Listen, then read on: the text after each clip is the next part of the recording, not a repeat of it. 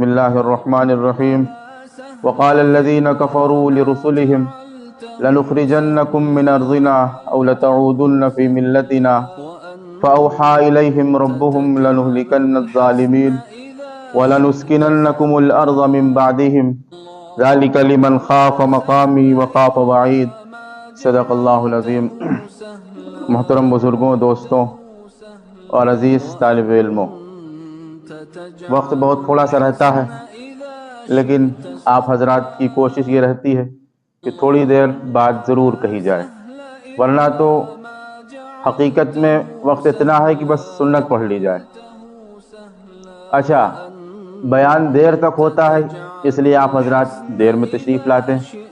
پوری مسجد یوں کہیے پیچھے والی ابھی خالی، جب تک 40 نہیں ہوگا جب تک بھرے گی نہیں۔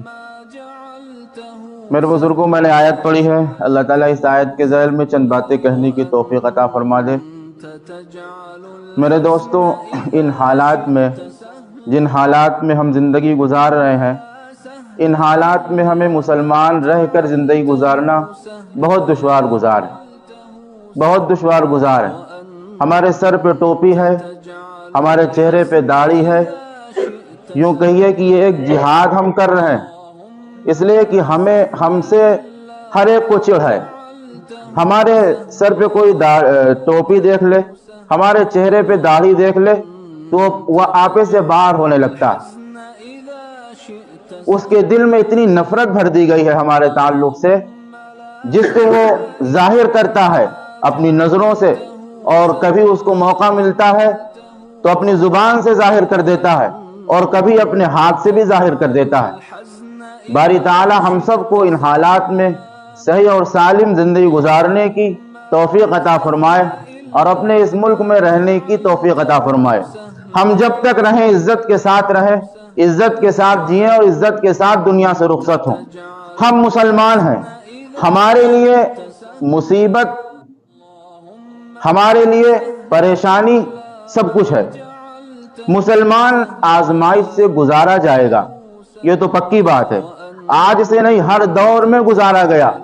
حضرت آدم علیہ نبینا علیہ السلام سے لے کر حضرت محمد الرسول اللہ صلی اللہ علیہ وسلم تک جتنے پیغمبر آئے سب آزمائش سے گزرے۔ کوئی پیغمبر ایسا نہیں ہے جس کو اس کی قوم نے ستایا نہ ہو، جس کو اس کی قوم نے مارا نہ ہو، جس کو اس کی قوم نے گالی نہ دی ہو، جس کی اس کی قوم نے اسے برا بھلا نہ کہا ہو، بلکہ ہر قوم نے انہیں برا کیوں؟ اس لیے کہ تم اللہ کو ایک مانتے ہو، تم ہزاروں معبودان باطلہ کا انکار کرتے ہو، تم ہمارے ان معبودوں کو برا ٹھہراتے ہو اور ایک مالک کی عبادت کرتے ہو، لہٰذا یہ بات ہمارے لیے سب سے بری ہے۔ اس وقت کی قوم یہ کہا کرتی تھی، اور اسی بنیاد پر اپنے پیغمبروں کو ستایا کرتی تھی۔ حضور پاک صلی اللہ علیہ وسلم جب تشریف لائے تو کفار مکہ بھی یہی کہتے تھے کہ تم 300 سال بتوں کو برا کیوں کہتے ہو؟ تم ان کو خدا کیوں نہیں مانتے؟ ان کی عبادت تم کیوں نہیں کرتے؟ تم ایک اللہ کی عبادت کے لیے کیوں کھڑے ہو اور کیوں ایک اللہ کی عبادت کی دعوت دیتے ہو؟ آپ سب جانتے ہیں، آپ نے جب پہلا خطبہ دیا اور یہ کہا کہ قولوا لا الہ الا اللہ تفلحوا، کہہ دو لا الہ الا اللہ، کامیاب ہو جاؤ گے، اسی دن سے پورا مکہ آپ کا دشمن ہو گیا، آپ کے اپنے دشمن ہو گئے، آپ کے چچا آپ کے دشمن ہو گئے، آپ کے بھتیجے آپ کے دشمن ہو گئے، وہ جو آپ کی ولادت پر غلاموں کو آزاد کر چکے تھے وہ آپ کے سب سے بڑے دشمن ہو گئے، وہ جو آپ کو ابھی تک امین کہتے تھے، صادق کہتے تھے، اپنی امانتیں آپ کے پاس رکھواتے، اپنے فیصلے آپ سے کرواتے، وہ سب آپ کے دشمن ہو گئے، صرف اس لیے کہ تم یہ کیوں کہتے ہو کہ معبود ایک۔ آج ان کی امت بھی یہ کہہ رہی ہے کہ معبود ایک ہے، عبادت جس کے لیے جائز ہے وہ اللہ کی ذات ہے۔ تو آج بھی دشمن یہ کہہ رہے ہیں کہ تم جو کچھ کہہ رہے ہو اسی بنا پر تمہیں پریشان کیا جائے گا، اسی بنیاد پر تمہیں مارا جائے گا، تم اللہ کو کیوں مانتے ہو؟ لیکن وہ بیوقوف کیا جانے کہ مسلمان سب کچھ تو برداشت کر سکتا ہے، لیکن اللہ کو چھوڑ دے ایسا نہیں ہو سکتا، اپنے نبی کو چھوڑ دے ایسا نہیں ہو سکتا، نماز چھوڑ دے، روزہ چھوڑ دے، ज़कात और हज छोड़ दे, लेकिन उससे ये कहो कि तुम अपने नबी को छोड़ दो, हरगिज नहीं। वो ये कहेगा तुम हमें मार दो, लेकिन हम अपने पैगंबर को छोड़ नहीं सकते। छोड़ना तो दरकिनार है, पैगंबर के बारे में अगर उसके सामने कोई गलत जुबान इस्तेमाल करेगा, अगर वो अकेला है, तब भी वो उसको बर्दाश्त नहीं करेगा, और करना भी ना चाहिए। ये तो हमारे ईमान का मसला है। अगर हम पैगंबर को मानेंगे तो मुसलमान रहेंगे, और पैगंबर की बदगोई हमारे सामने हुई, हम खामोश रहे, तब भी हम मुसलमान न रहे। हमें इन बातों में तो बोलना जरूरी है। आप कुछ भी करिए, दुश्मन कुछ भी करें, हमारे खिलाफ कितनी भी साजिशें करें, हम नहीं बोलेंगे। लेकिन हमारे पैगंबर के बारे में अगर तुम कोई बात कहोगे, हमारी कुरान के बारे में तुम कोई बात कहोगे, अल्लाह के बारे में कोई बात कहोगे, ये बर्दाश्त नहीं होगा। बोलेंगे, लेकिन हमारे पैगंबर के बारे में अगर तुम कोई बात कहोगे, हमारी कुरान के बारे में तुम कोई बात कहोगे, अल्लाह के बारे में कोई बात कहोगे, ये बर्दाश्त नहीं होगा। ये बर्दाश्त नहीं होगा। इसको तो हमने कभी बर्दाश्त नहीं किया। जब हमारे ऊपर मुसीबत के पहाड़ तोड़े जा रहे थे, हम तो उनकी औलाद हैं, हम तो उनकी औलाद हैं जिनको कभी रेत पे लिटाया जाता, जिनके सीने पे कभी पत्थर रखा जाता, जिनको कभी फांसी के फंदे पे लटकाया जाता, जिनके चेहरे को कभी दागा जाता, जिनके गर्दन पे कभी छुरी चलाई जाती। वो ये कहते अल्लाहु अहद, अल्लाहु अहद। हम तो उनकी औलाद हैं, हम तो उनके मानने वाले हैं। तुम हमसे हमारे रब को नहीं छोड़ा सकते, तुम हमको अपने नबी से अलग नहीं कर सकते। ये हर एक मुसलमान का यकीन होना चाहिए, और इसी पर मरने की तैयारी और इसी पे मरने का हौसला और अज़्म होना चाहिए कि हम अपने रब को नहीं छोड़ेंगे, अपने खुदा को नहीं छोड़ेंगे, अपने मजहब को नहीं छोड़ेंगे। हमारा मजहब ये नहीं है, तमाशा वाला मजहब नहीं है, हमारा मजहब सच्चा मजहब है। हम ये तय करें कि हमें सब कुछ बर्दाश्त है, लेकिन हमें अपना मजहब छोड़ना बर्दाश्त नहीं। हम अपने मजहब को सच्चा जानते हैं, उसको हक समझते हैं, उस पर ईमान लाए हैं, और उस पर उसकी तालीमात पर अमल करते हैं। आज हमसे लोग पूछते हैं ये तुम्हारा कुरान किसने लिखा, कहां से आया? अभी कल का वाकया है, कल का वाकया है। इसी मदरसे से एक बच्चा सरकारी अस्पताल डॉक्टर के यहाँ गया, इसी मदरसे से एक बच्चा सरकारी अस्पताल डॉक्टर के यहाँ गया। वो डॉक्टर उससे भिड़ गया बच्चे से। वो कहने लगा कि तुम कहां से आए हो, किस मदरसे से आए हो, अल्लाह को क्यों मानते हो, कुरान को क्यों मानते हो? मैं किसी को नहीं मानता। वो बच्चा बहुत परेशान हुआ, उसने मुझे आज बताया। तो हकीकत में यहां तक बात पहुंच गई कि अब हमसे लोग ये कहने लगे सिर्फ इस बुनियाद पर कि तुम्हारे चेहरे पे दाढ़ी क्यों है, तुम्हारे चेहरे पर टोपी क्यों है, तुम टोपी क्यों लगाते हो। अभी तक ये हालात हमारे शहर में नहीं हुए थे, लेकिन हमारे शहर में ये हालात आ गए। बहुत परेशान किया उस बच्चे को उसने, लेकिन वो बच्चा सलामत मदरसे तक चला आया। हम समझते हैं कि यही बहुत बड़ी बात, वो सलामत मदरसे तक चला आया, यही बहुत बड़ी बात है। वरना वो दरिंदे तो न मालूम क्या करते। अल्लाह हम सब की हिफाजत फरमाए, खासतौर से हमारे बच्चों की हिफाजत फरमाए।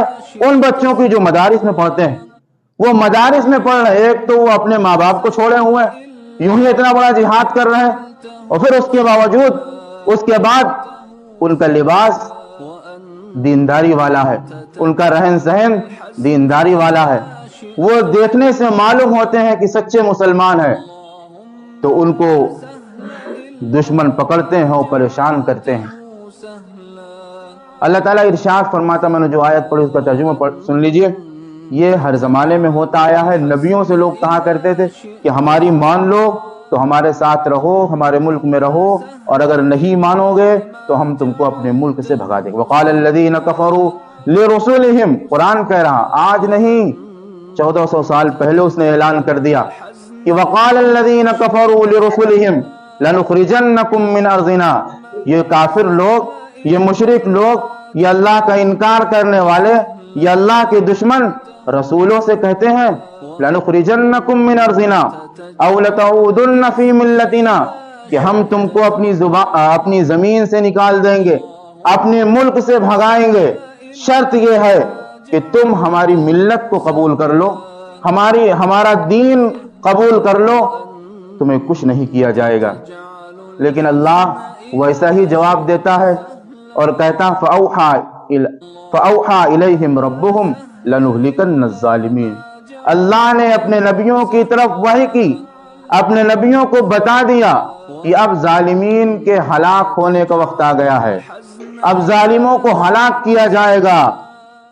وَلَنُسْكِنَنَّكُمُ الْأَرْضَ مِنْ بَعْدِهِمْ، اور ہم ان کے بعد تمہیں اس دنیا میں بسائیں گے، سرداری عطا کریں گے، لیکن ہماری بھی ایک شرط ہے۔ اللہ مشرکین کی شرط یہ ہے کہ تم ہمارے ملک میں رہو، ہماری ملت کو قبول کر لو، اور اللہ کی شرط یہ ہے کہ تم اسی ملک میں رہو گے، تمہیں سرداری دی جائے گی، لیکن شرط یہ ہے ذَلِكَ لِمَنْ خَافَ مَقَامِي وَخَافَ وَعِيدِ، میرے سامنے کھڑے ہونے سے ڈرو اور میری وعید سے ڈرو، میرے عذاب سے ڈرو۔ تمہیں میرے سامنے کل قیامت کے دن کھڑا ہونا ہے، اس سے تم ڈرو، اور تمہارے لیے جو سزا اور جزا کا فیصلہ ہوگا اس سے تم ڈرتے رہو گے تو تمہیں دنیا میں بسایا جائے گا، تمہیں دنیا میں برپا کیا جائے گا، تمہیں دنیا میں سرداری دی جائے گی۔ یہ شرط ہے سرداری کی، اور یہ شرط ہے دنیا میں بسنے کی اور دنیا میں راج کرنے کی کہ تم مجھ سے ڈرو اور میرے وعیدوں سے اور میرے وعدوں سے ڈرو، میرے وعدوں پر یقین رکھو۔